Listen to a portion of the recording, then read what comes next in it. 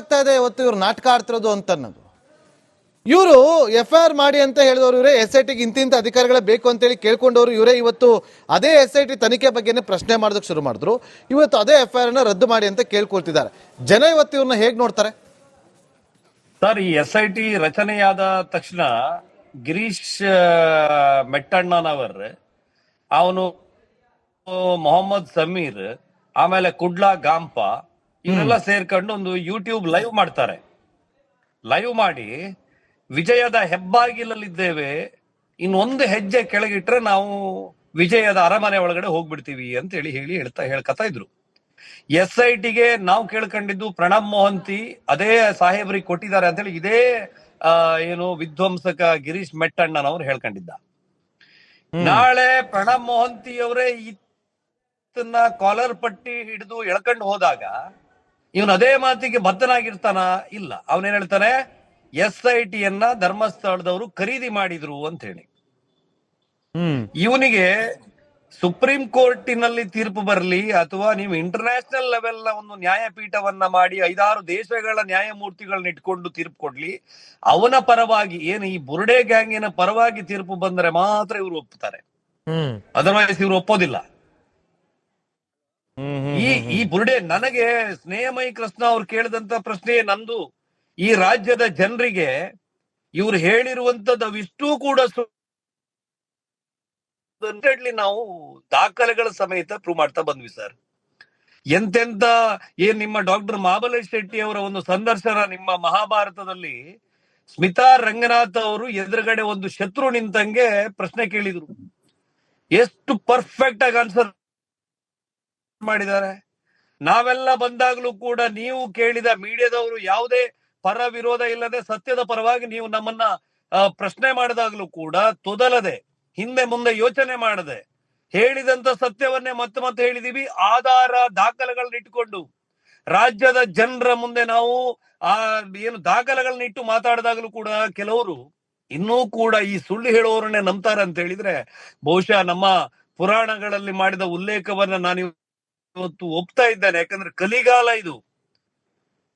ಕಲಿಗಾಲದಲ್ಲಿ ಏನು ಸುಳ್ಳನ್ನೇ ಒಪ್ಪೋದು ಹೊರತು ಇವರು ಸತ್ಯವನ್ನು ಒಪ್ಪಲ್ಲ. ಜನರ ಮನಸ್ಥಿತಿ ವಿಧ್ವಂಸಕತೆ ಆಗ್ಬಿಟ್ಟಿದೆ ಇವತ್ತು. ಜನ ಸತ್ಯವನ್ನ ಒಪ್ಲಿಕ್ಕೆ ತಯಾರಿಲ್ಲ. ಇವತ್ತು ಬುರ್ಡೆ ಗ್ಯಾಂಗ್ನವ್ರು ಇದನ್ನ ಏನು ಮಧ್ಯಾಹ್ನ 12:30 ಗಂಟೆ 12:34ಕ್ಕೆ ಚಂದ್ರ ಬಂದಿದ್ದಾನೆ, ಚಂದ್ರ ಬೆಳಕೊಡ್ತಾ ಇದ್ದಾರೆ, ಸೂರ್ಯಂಗ್ ಇವತ್ತು ರಜೆ ಅಂತ ಹೇಳಿದ್ರೆ ಈ ಬಿ ಗ್ಯಾಂಗಿನ ಇವರೆಲ್ಲ ಕೂಡ ಈ ಫಾಲೋವರ್ಸ್ ಅದನ್ನೇ ಒಪ್ತಾರೆ ಸರ್.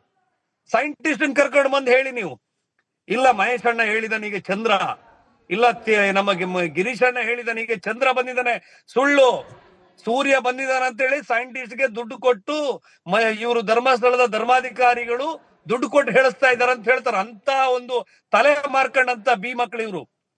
ನಾವು ಇವತ್ತು ರಾಜ್ಯದ ಸಜ್ಜನರಿಗೆ ಹೇಳ್ತಾ ಇರುವಂತದ್ದು, ಅವರಿಗೆಲ್ಲ ಆ ಬುರ್ಡೆ ಗ್ಯಾಂಗಿನವ್ರು ಇದಾರಲ್ಲ, ಅವರು ಬ್ರೈನ್ ಅನ್ನ ವಾಶ್ ಮಾಡ್ಕೊಂಡ್ಬಿಟ್ಟಿದ್ದಾರೆ, ಮಿದುಳನ್ನ ಅಡ ಇಟ್ಬಿಟ್ಟಿದ್ದಾರೆ. ಅವರನ್ನ ನನ್ನ ಕಣ್ಣ ಮತ್ತೆ ಮಿದುಳಿನ ನಡುವೆ ಅವ್ರು ಬರದೇ ಇಲ್ಲ.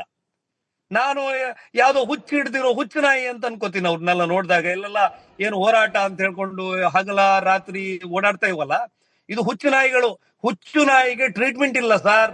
ಹುಚ್ಚು ನಾಯಿನ ಏನ್ ಮಾಡ್ಬೇಕು? ಹುಚ್ಚು ನಾಯಿನ ಏನ್ ಮಾಡ್ತಾರೆ? ನಿಮ್ಮ ಊರಲ್ಲಿ ಹುಚ್ಚು ಹಿಡಿದ ನಾಯಿಗೆ ಏನ್ ಮಾಡ್ತಾರೆ? ಅದು ಬಿಟ್ರೆ ಇವ್ರಿಗೆ ಬೇರೆ ಏನು, ಇವರಿಗೆ ಏನು ಇಲ್ಲ, ಟ್ರೀಟ್ಮೆಂಟ್ ಇಲ್ಲ ಇವರಿಗೆ. ಕೇಳಿಸ್ತಾ ಇದೆಯಾ? ಕೇಳ್ತಾ ಇದೆ. ಸಾರಿ, ಅದಕ್ಕೆ ನಾನು ಹೇಳುವಂಥದ್ದು, ಇನ್ನಾದ್ರೂ ಕೂಡ ಸಜ್ಜನರು, ಮಠಾಧಿಪತಿಗಳು, ಧಾರ್ಮಿಕ ಧರ್ಮ ಜಿಜ್ಞಾಸುಗಳು, ಹಿಂದೂ ಪರ ಸಂಘಟನೆಗಳು ಬಹಿರಂಗವಾಗಿ ಬೀದಿಗಿಳಿದು, ಓಕೆ, ನಾನು ಒಂದು ಪುಣ್ಯಕ್ಷೇತ್ರ ಸಂರಕ್ಷಣಾ ಸಮಿತಿಯ ಸಂಚಾಲಕ ಅಂತ ಹೇಳಿ ನನ್ನನ್ನ ಹಿಂದೂ ಸಂಘಟನೆಯ ಪ್ರಮುಖರ ನಿರ್ದೇಶನದ ಮೇರೆಗೆ ಮಾಡಿದ್ದಾರೆ, ನಾವು ಕೆಲಸ ಮಾಡ್ತಿದ್ದೀವಿ. ಎಲ್ಲ ಬನ್ನಿ ಬೀದಿಗಿಳಿರಿ, ಸತ್ಯ ದರ್ಶನ ಆಗಿದೆ, ಅವರ ಬಂಧನ ಆಗಬೇಕು ಅಂತ ಹೇಳಿ ಹೋರಾಟಗಳನ್ನು ಮಾಡಿ ಸರ್ಕಾರದ ಮೇಲೆ ಪ್ರಭಾವವನ್ನ ಬೀರುವಂತ ಕೆಲಸವನ್ನ ಮಾಡಿ ಅಂತ ಹೇಳೋದು ನಾನು. ಯಾಕಂದ್ರೆ ಸರ್ಕಾರ ಅಂತ ಹೇಳಿದ ತಕ್ಷಣ ಒಬ್ಬ ಸಿದ್ದರಾಮಯ್ಯನವ್ರು ಮಾತ್ರ ಅಲ್ಲ, ಅಲ್ಲೊಂದು 10-15 ಜನ ಮಂತ್ರಿಗಳು ಇರ್ತಾರೆ. ಒಬ್ಬೊಬ್ಬರ ಮಾನಸಿಕತೆ ಬೇರೆ ಬೇರೆ ರೀತಿಯಲ್ಲಿ ಇತ್ತೀಚಿನ ನಾವು ಕಾಣ್ತಾ ಇದ್ದೀವಿ. ಹಾಗಾಗಿ ಇವರನ್ನ ರಕ್ಷಣೆ ಮಾಡುವಂತ ಯಾವುದೇ ದುಷ್ಟ ಶಕ್ತಿಗಳು ಕೆಲಸವನ್ನ ಮಾಡಬಾರದು. ಇಲ್ಲಿಯ ತನಕ ಅದು ಅನಿಸ್ತಾ ಇಲ್ಲ. ಅವರ ತನಿಖೆ ಡಿಲೇ ಆಗ್ತಿದೆ ಯಾಕೆ ಅನ್ನೋದು ನನ್ನ ಪ್ರಶ್ನೆ ಆಗಿತ್ತು. ಆದ್ರೆ SIT ಅವರು ಈ ಬಿ ಮಕ್ಕಳನ್ನ ಒದ್ದು ಒಳಗೆ ಹಾಕತ್ತೆ ಅನ್ನೋ ವಿಶ್ವಾಸ ನನಗೆ ಇವತ್ತು ಗರಿಗೆದರಿದೆ. ಕಾನೂನಾತ್ಮಕವಾದ ಯಾವುದೇ ರಕ್ಷಣೆ ಇವರಿಗೆ ನಾವು ನಂಬುವಂತ ಧರ್ಮಸ್ಥಳದ ಮಂಜುನಾಥ ಸ್ವಾಮಿಯಲ್ಲಿ ಪ್ರಾರ್ಥನೆ ಮಾಡಿ ಸಿಗದೇ ಇರುವಾಗ ಬೇಡ್ಕೊಳ್ತಾ ಇದ್ದೀವಿ. ಅಣ್ಣಪ್ಪ, ಇದು ಒಂಥರ ಸಿನಿಮಾದ ಕ್ಲೈಮ್ಯಾಕ್ಸ್. ಇದು ಇವ್ರು ಈ ಇಲ್ಲ ಸಿನಿಮಾ ಇಲ್ಲ ವಸಂತ್ ಗಿಳಿಯರ್ ಅವರೇ ನೀವ್ ಹೇಳಿದ್ರಿ ಸಿನಿಮಾ ರೀತಿಯಲ್ಲಿ ಇದು ಕ್ಲೈಮ್ಯಾಕ್ಸ್ ಅಂತ. ನಾನು ಹೇಳ್ತೇನೆ ಇದು ಇಂಟರ್ವಲ್ ಅಷ್ಟೇ, ಪಿಕ್ಚರ್ ಇನ್ನು ಬಾಕಿ ಇದೆ. ಕಾದ್ ನೋಡೋಣ. Thank you so much Vasanth Giliyar ಅವರೇ, ಹಾಗೆ ಸ್ನೇಹಮಯ ಕೃಷ್ಣ ಅವರೇ ಇಷ್ಟೊತ್ತರೂ ಕೂಡ ನಮ್ಮೊಂದಿಗೆ ಮಾತಾಡೋದಕ್ಕಾಗಿ. ಈಗ 3 ಮನೆ ಆಗ್ತಾ ಇದೆ ಇವತ್ತು ಇವ್ರು ನಾಟಕ ಆಡ್ತಿರೋದು ಅಂತ ಅನ್ನೋದು. ಇವರು FIR ಮಾಡಿ ಅಂತ ಹೇಳಿದವರು ಇವರೇ, SIT ಇಂತಿಂತ ಅಧಿಕಾರಿಗಳೇ ಬೇಕು ಅಂತೇಳಿ ಕೇಳ್ಕೊಂಡವರು ಇವರೇ. ಇವತ್ತು ಅದೇ SIT ತನಿಖೆ ಬಗ್ಗೆನೇ ಪ್ರಶ್ನೆ ಮಾಡೋದಕ್ಕೆ ಶುರು ಮಾಡಿದ್ರು. ಇವತ್ತು ಅದೇ FIR ನ ರದ್ದು ಮಾಡಿ ಅಂತ ಕೇಳ್ಕೊಳ್ತಿದ್ದಾರೆ. ಜನ ಇವತ್ತು ಇವ್ರನ್ನ ಹೇಗ್ ನೋಡ್ತಾರೆ ಸರ್? ಈ SIT ರಚನೆಯಾದ ತಕ್ಷಣ ಗಿರೀಶ್ ಮೆಟ್ಟಣ್ಣನವರ್, ಅವನು ಮೊಹಮ್ಮದ್ ಸಮೀರ್, ಆಮೇಲೆ ಕುಡ್ಲಾ ಗಾಂಪ ಇವರೆಲ್ಲ ಸೇರ್ಕೊಂಡು ಒಂದು ಯೂಟ್ಯೂಬ್ ಲೈವ್ ಮಾಡ್ತಾರೆ. ಲೈವ್ ಮಾಡಿ ವಿಜಯದ ಹೆಬ್ಬಾಗಿಲಲ್ಲಿದ್ದೇವೆ, ಇನ್ನೊಂದು ಹೆಜ್ಜೆ ಕೆಳಗಿಟ್ರೆ ನಾವು ವಿಜಯದ ಅರಮನೆ ಒಳಗಡೆ ಹೋಗ್ಬಿಡ್ತೀವಿ ಅಂತ ಹೇಳಿ ಹೇಳ್ಕತಾ ಇದ್ರು. SITಗೆ ನಾವು ಕೇಳ್ಕೊಂಡಿದ್ದು ಪ್ರಣಬ್ ಮೊಹಂತಿ ಅದೇ ಸಾಹೇಬ್ರಿಗೆ ಕೊಟ್ಟಿದ್ದಾರೆ ಅಂತ ಹೇಳಿ ಇದೇ ಏನು ವಿಧ್ವಂಸಕ ಗಿರೀಶ್ ಮೆಟ್ಟಣ್ಣನವ್ರು ಹೇಳ್ಕೊಂಡಿದ್ದ. ನಾಳೆ ಪ್ರಣಬ್ ಮೊಹಂತಿ ಅವರೇ ಇದನ್ನ ಕಾಲರ್ ಪಟ್ಟಿ ಹಿಡಿದು ಎಳ್ಕೊಂಡು ಹೋದಾಗ ಇವನ್ ಅದೇ ಮಾತಿಗೆ ಬದ್ಧನಾಗಿರ್ತಾನ? ಇಲ್ಲ, ಅವನೇನ್ ಹೇಳ್ತಾನೆ, SITಯನ್ನ ಧರ್ಮಸ್ಥಳದವರು ಖರೀದಿ ಮಾಡಿದ್ರು ಅಂತ ಹೇಳಿ. ಇವನಿಗೆ ಸುಪ್ರೀಂ ಕೋರ್ಟಿನಲ್ಲಿ ತೀರ್ಪು ಬರಲಿ ಅಥವಾ ನೀವು ಇಂಟರ್ನ್ಯಾಷನಲ್ ಲೆವೆಲ್ ನ ಒಂದು ನ್ಯಾಯಪೀಠವನ್ನ ಮಾಡಿ 5-6 ದೇಶಗಳ ನ್ಯಾಯಮೂರ್ತಿಗಳನ್ನ ಇಟ್ಕೊಂಡು ತೀರ್ಪು ಕೊಡ್ಲಿ, ಅವನ ಪರವಾಗಿ ಏನು ಈ ಬುರ್ಡೆ ಗ್ಯಾಂಗಿನ ಪರವಾಗಿ ತೀರ್ಪು ಬಂದರೆ ಮಾತ್ರ ಇವರು ಒಪ್ಪುತ್ತಾರೆ, ಅದರ್ವೈಸ್ ಇವರು ಒಪ್ಪೋದಿಲ್ಲ. ಈ ಬುರ್ಡೆ, ನನಗೆ ಸ್ನೇಹಮಯಿ ಕೃಷ್ಣ ಅವ್ರು ಕೇಳಿದಂತ ಪ್ರಶ್ನೆ ನಂದು, ಈ ರಾಜ್ಯದ ಜನರಿಗೆ ಇವ್ರು ಹೇಳಿರುವಂತದ್ದು ಅವಿಷ್ಟೂ ಕೂಡ ನಾವು ದಾಖಲೆಗಳ ಸಮೇತ ಪ್ರೂವ್ ಮಾಡ್ತಾ ಬಂದ್ವಿ ಸರ್. ಎಂತೆಂತ ನಿಮ್ಮ ಡಾಕ್ಟರ್ ಮಹಾಬಲೇಶ್ ಶೆಟ್ಟಿ ಅವರ ಒಂದು ಸಂದರ್ಶನ ನಿಮ್ಮ ಮಹಾಭಾರತದಲ್ಲಿ ಸ್ಮಿತಾ ರಂಗನಾಥ್ ಅವರು ಎದುರುಗಡೆ ಒಂದು ಶತ್ರು ನಿಂತಂಗೆ ಪ್ರಶ್ನೆ ಕೇಳಿದ್ರು. ಎಷ್ಟು ಪರ್ಫೆಕ್ಟ್ ಆಗಿ ಆನ್ಸರ್ ಮಾಡಿದ್ದಾರೆ.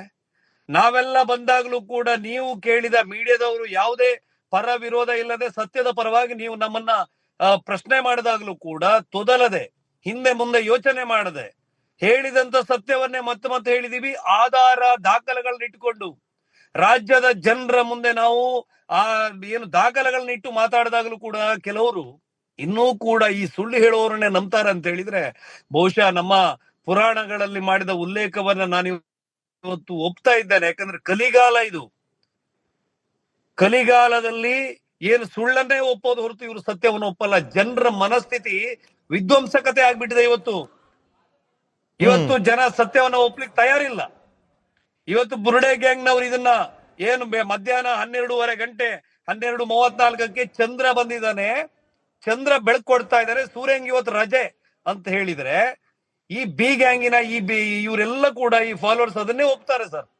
ಸೈಂಟಿಸ್ಟ್ ಕರ್ಕೊಂಡು ಬಂದು ಹೇಳಿ ನೀವು, ಇಲ್ಲ ಮಹೇಶ್ ಅಣ್ಣ ಹೇಳಿದನಿಗೆ ಚಂದ್ರ, ಇಲ್ಲ ನಮಗೆ ಗಿರೀಶ್ ಅಣ್ಣ ಹೇಳಿದನಿಗೆ ಚಂದ್ರ ಬಂದಿದ್ದಾನೆ, ಸುಳ್ಳು, ಸೂರ್ಯ ಬಂದಿದ್ದಾನೆ ಅಂತ ಹೇಳಿ ಸೈಂಟಿಸ್ಟ್ಗೆ ದುಡ್ಡು ಕೊಟ್ಟು ಇವರು ಧರ್ಮಸ್ಥಳದ ಧರ್ಮಾಧಿಕಾರಿಗಳು ದುಡ್ಡು ಕೊಟ್ಟು ಹೇಳಿಸ್ತಾ ಇದಾರೆ ಅಂತ ಹೇಳ್ತಾರೆ. ಅಂತ ಒಂದು ತಲೆ ಮಾರ್ಕೊಂಡಂತ ಬಿ ಮಕ್ಕಳು ಇವರು.